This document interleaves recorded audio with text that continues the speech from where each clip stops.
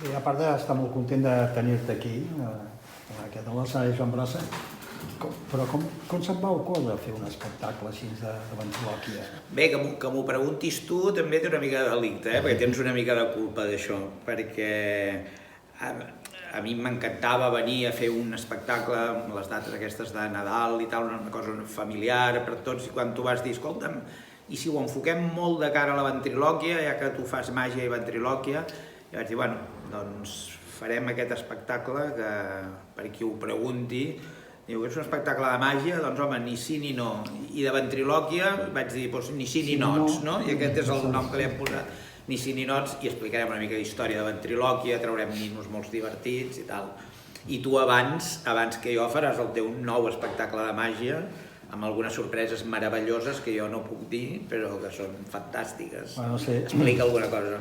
Home, jo crec que, jo no sé, però vull dir, aquest teatre deu estimar molt, no? Perquè jo crec que sí. Cada any en programa i tal. Jo crec que sí. No, de fet, el Saló de les Meravelles és, en certa manera, intenta portar una especialitat de la màgia, que és la màgia de saló, que habitualment no està en teatre, sinó que està en ambients privats o, bueno, anem a dir, preses, convencions i tal, sí. Portar-lo una mica amb un llenguatge teatral en una sala de teatre, no?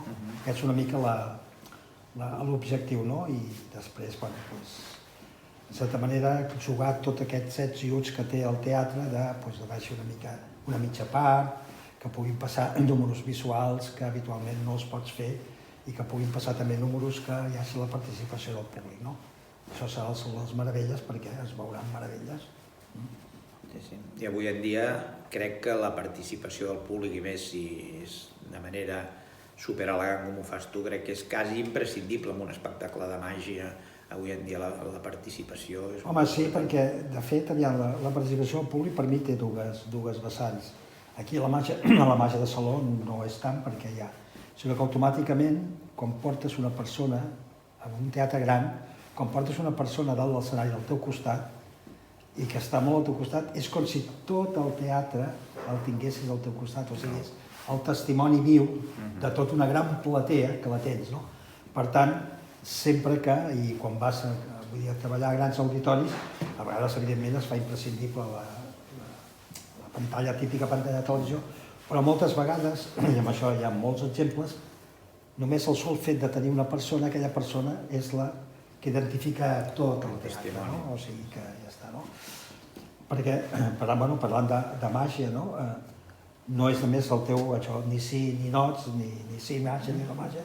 Tu com mag ets, també m'imagino que has centrat aquest art en aquest espectacle, no? Sí, la màgia hi és força present, sempre molt envoltada dels ninos i procurant fer un tipus de màgia i un tipus de ninots que sigui molt familiar, o sigui, que sigui un espectacle que els nens a vegades et diuen, el meu nen té 3 anys, home, si el vol portar porti'l, però no és el més adient, però nens a partir de 6 o 7 anys fins a persones molt grans s'ho passaran molt bé i la màgia té una mica, tu saps millor que jo, la virtut de que si té una certa qualitat, jo no hi crec massa en la màgia infantil, perquè per mi la màgia bona agrada igual a nens que a papàs que als abuelitos, o sigui que...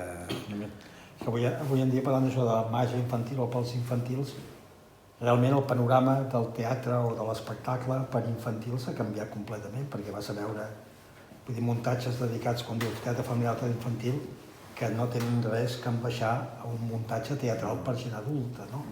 I amb la màgia també crec que passa això, que de vegades volem fer màgia per nens o per nens molt joves i tal, amb un llenguatge o amb uns elements, i quan avui en dia, vull dir, el jovent, nens de 4, 5, 6 o 7 anys, vull dir, és una fase que ja la tenen superada. Estan amb la tablet i amb els jocs d'ordinador, amb tot això.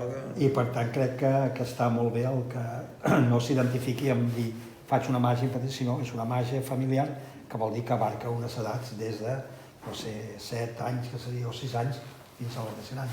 Jo crec que està força acertat. Perquè quants ninos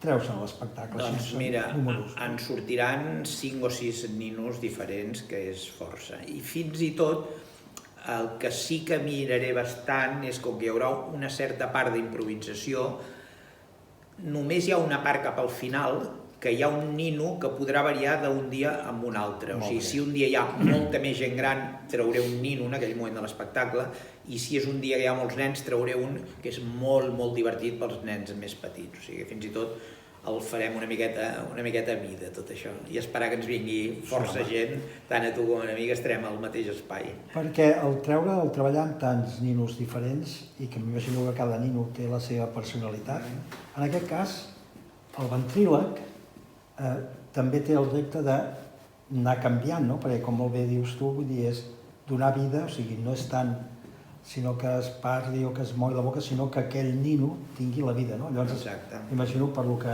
conec i pels ninos que treus o que tens i que t'he vist, són ninos molt dispars, no? Llavors, imagino que això també és un esforç d'un de posar-se, vull dir, en un moment determinat, canviar el xip i posar-se, si es posa la pell d'un nino que és una nena petita, o d'un passota, o d'un... El tipus de moviments, d'un nino a un altre ha de ser diferent i procurar això, que enganxi el públic és l'important.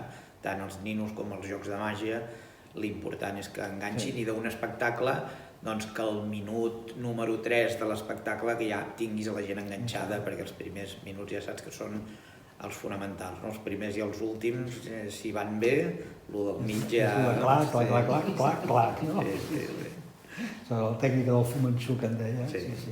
I esclar, és el que tu deies dels espectacles infantils a nivell gran, per exemple, els espectacles musicals que tu i jo en som tan aficionats, avui en dia la Disney, que fa tots els seus grans pel·lícules de dibuixos, els fan musicals de teatre.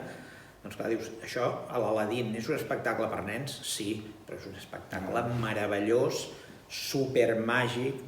El nostre amic Jim Steinmeier ha creat uns efectes màgics brutals, i clar, és un nivell tan bo com el Mary Poppins o com aquests, que no és per nens, però és per tothom. Saps que reposen el Mary Poppins ara? Sí? En el West End, però, el vam fer al Broadway i ara el reposen en el West End, sí, l'altre dia vaig llegir-ho.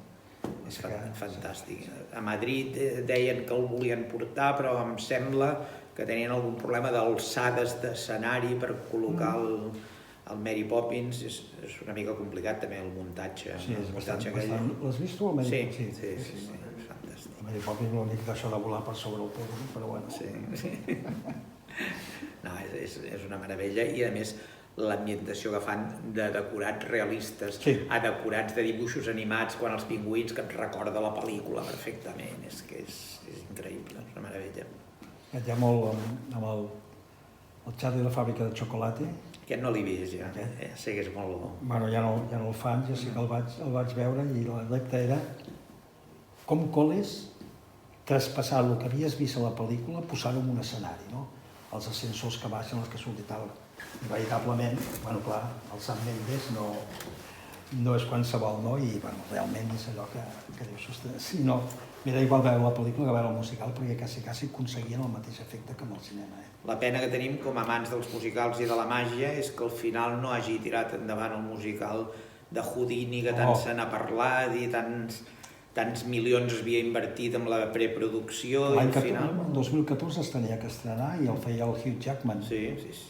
I va començar dimitint, el primer que va marxar va ser el director musical. Després va marxar el director artístic, no sé qui més va marxar, i al final el director, que era no sé qui era, van desestimar, però sí, pel 2014 el tenia apuntat, però no va sortir. Sí, els musicals també passen, hi ha grans èxits i grans fracassos. Sí, l'Spiderman. Sí, aquest va durar... Pobre Spiderman, es anava caient constantment als assajos, només feia que anar canviant Spiderman, però se'ls anaven trencant tots. Sí, és cert. Però bueno, esperem que la màgia i la ventrilòquia, amb el nostre amic Joan Brossa, que ens il·luminarà, doncs que funcioni molt bé. Jo crec que per part del Marc Jornet, no sé si el coneixes tu, és la persona la que mana aquí, que és el director artístic i tal. Veritable bona persona. Sí, bueno, deixem-ho. Sí. Jo crec que ha estat un gran acert el poder fer un segle de parar teatrals, perquè vull dir, encara que hi ha gent que no li agrada i tal, de parar teatrals i d'aquesta varietat, des del clom, la màgia, la ventrilòquia i el cabaret esbojarrat, no? Jo crec que si en Brossa estigués aquí, veritablement estaria content de que un teatre s'atreveixi a posar d'una manera seriosa i en temporada aquests 4 espectacles per collar tot un cicle de parateatrals. I segons tinc entès, em sembla que la seva idea és seguir per aquest camí, o sigui que si ho fem bé, millor tornem una altra vegada. A veure si ens tornen a contractar. Molt bé, molt bé.